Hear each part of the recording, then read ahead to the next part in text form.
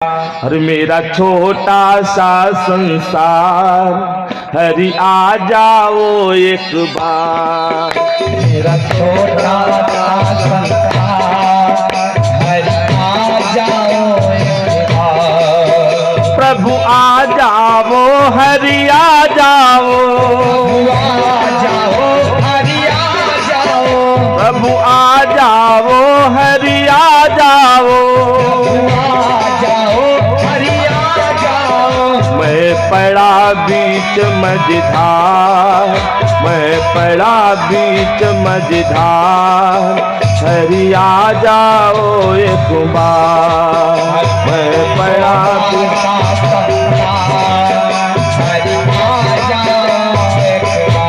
अरे प्रभु आप तो जानते हैं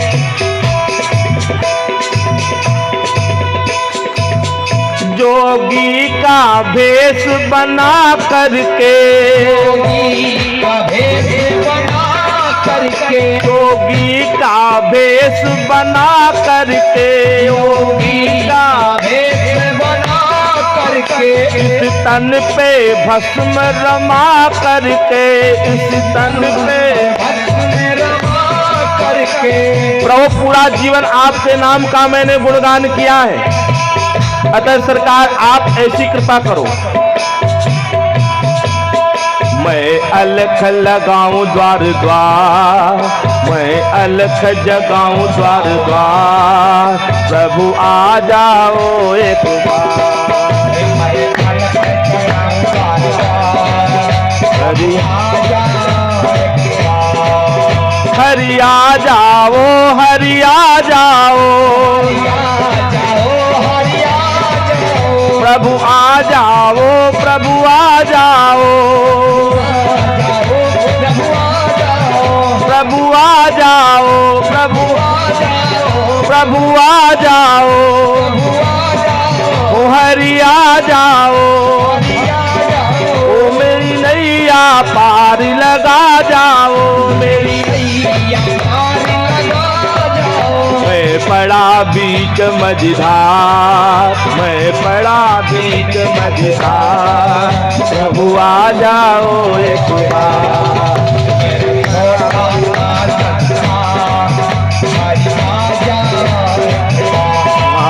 हरि आ जाओ एक बार, हरि आ जाओ एक बार, हरि आ जाओ एक बार। बड़े जोर जोर से चिल्लाने लगे भगवान, प्रगटे प्रभु कौतुकी कृपाला। भगवान ने कहा अरे अभी नारद जी तो आप आए, ऐसी क्या जरूरत पड़ गई? कहा प्रभु आप तो जानते हैं आपके बढ़ करके मेरा कोई हितैषी नहीं है,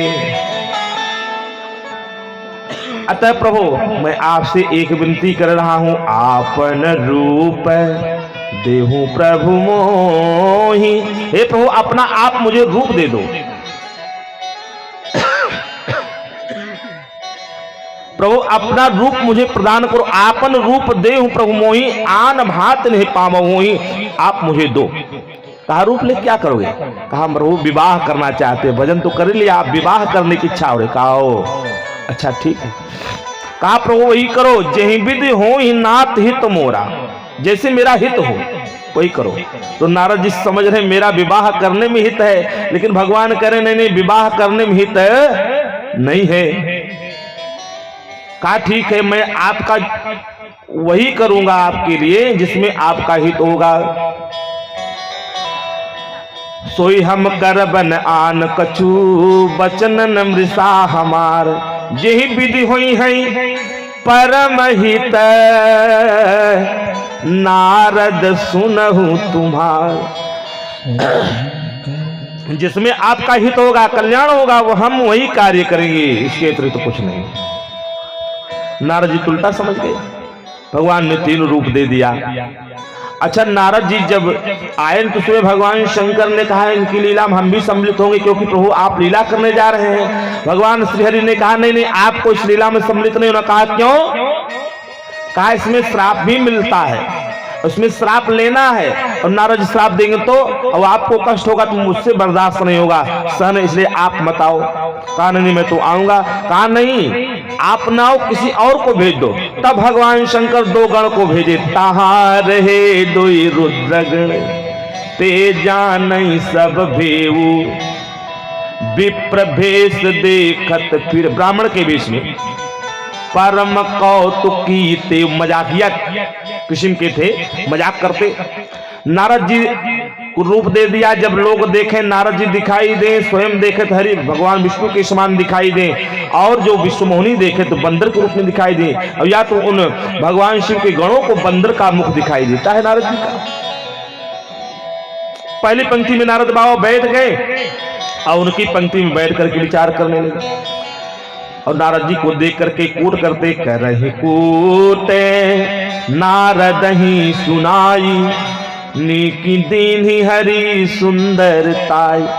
भगवान ने बड़ी बढ़िया सुंदरता दी है, वाह, चिंता न करो। रीझी राजकुंवर छवि देखी, वो राजकुमारी आपको देख करके रीझ जाएगी महाराज, चिंता न करो।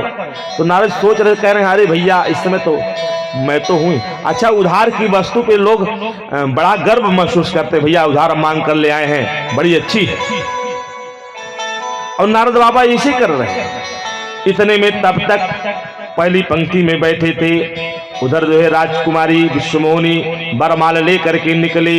जैसे पहली पंक्ति में देखा इनको, तो पहली पंक्ति में देखा, प्रथमे ग्रासे ममक्षिका पाता है, पहली ही पंक्ति में देख लिया कि बंदर भालू बैठे हैं, आगे चल पता नहीं क्या क्या होंगे।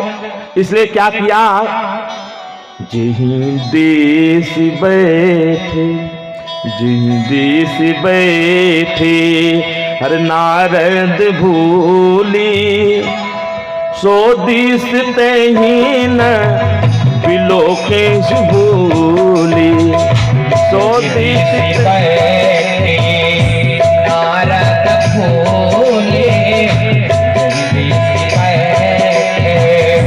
नारद भूले, सो दिस तहीन बिलोके भूली, सो दिस तहीन बिलोके भूली। उस दिशा में भूल करके भी नहीं देखा, आगे पंक्ति में गई। तब तक भगवान राजकुमार का वेश बना करके जैसे आए, धर्मपतनु तह गयऊं कृपाला। राजकुमारी ने क्या किया कि कुंवर हर्ष मेले हूं जय माला, बरमाला डाल दिया। अब माला पढ़ते ही व्याकुल हो गए, अरे मेरे जैसा रूपमान कोई नहीं था, मेरे गले में डाल करके उनके गले में, मानो गांठ से मड़ी छूट करके गिर गई हो, लगे व्याकुल होकर देखे। और भगवान शिव के गण देख देख करके बहुत हंस रहे हैं, इतना हंस रहे हैं। लेकिन जदपि सुने मुनि अटपट बानी, लेकिन समझ न पड़े बुद्धि भ्रम साने, बुद्धि इतनी भ्रमित थी कि समझ में नहीं आ रहा था कि तुरंत जो है नारद बाबा देखते देखते भगवान आए, राजकुमार का वेश बना करके बरमाल लेकर के दुल्हनी लई गए।